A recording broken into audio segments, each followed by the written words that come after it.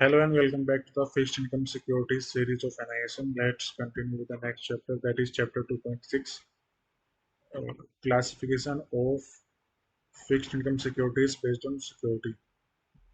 All bonds are in essence fungible bonds for which returns ultimately depend on the servicing ability of the issuer.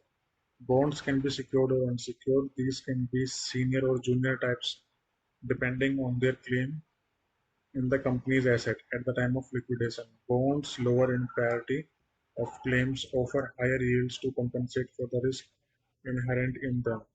Bonds may also be secured against specific assets of the issuer. Hence, it is critical for investors to be aware of the priority in claims of the security they intend to invest in depending on their risk appetite. Chapter 2.6.1 Secured Debt. The debt payout at the time of liquidation is made according to the seniority of bonds. Junior bonds are typically subordinate to senior bonds. The senior bonds are put at the top of the hierarchy in the structure as the secured debt. Otherwise, the age of the debt determines which has seniority if bonds are not secured. Secured bonds have collateral ranking and they would be paid first out of the assignment assets which have been collateralized against such debt. This makes it more secure with higher recovery rate vis-a-vis lower level unsecured junior bonds in the event the company defaults. Secured debt holders are paid out first in case of liquidation.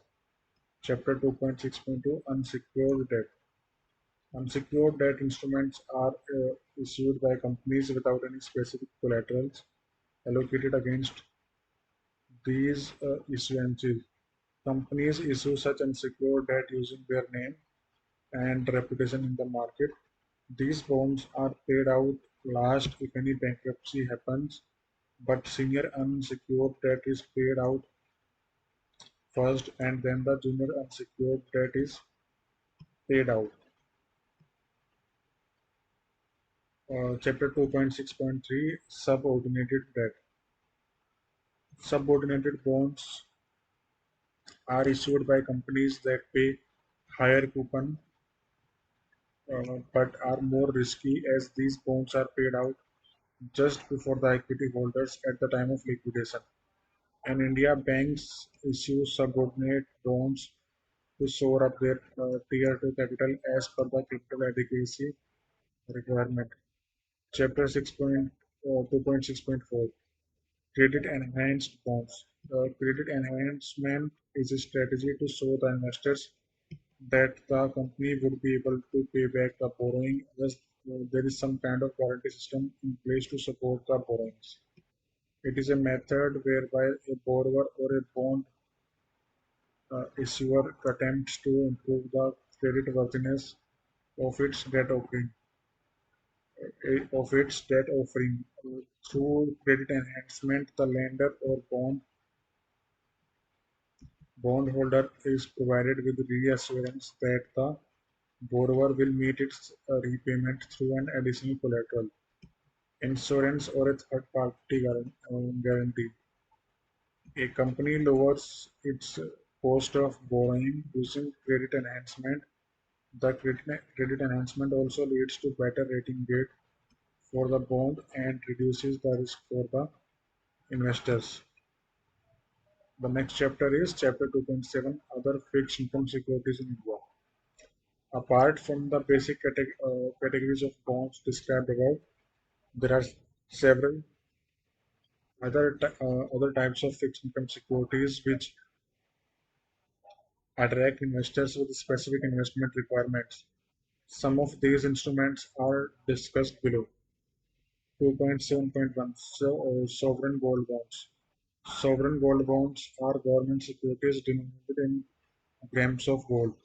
These are considered as substitute for physical gold. SGBs are issued by RBI on behalf of Government of India in order to reduce the import of gold into the country. These are paid out in domestic currency, but the value is determined using the price of gold at the time of issue and redemption.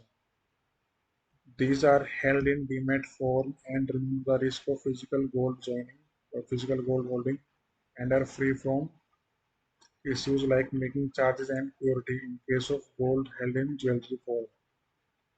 Minimum investment is 1 gram with a maximum limit of subscription of 4 kg for individuals, 4 kg for Hindu undivided family or HUF, and 20 kg for trust and similar entities notified by the government from time to time per fiscal year, that is April to March. SGBs bear interest at the rate of 2.5%, that is fixed rate per annum on the amount of initial investment. So that's it for now. We will cover the next chapter in next video.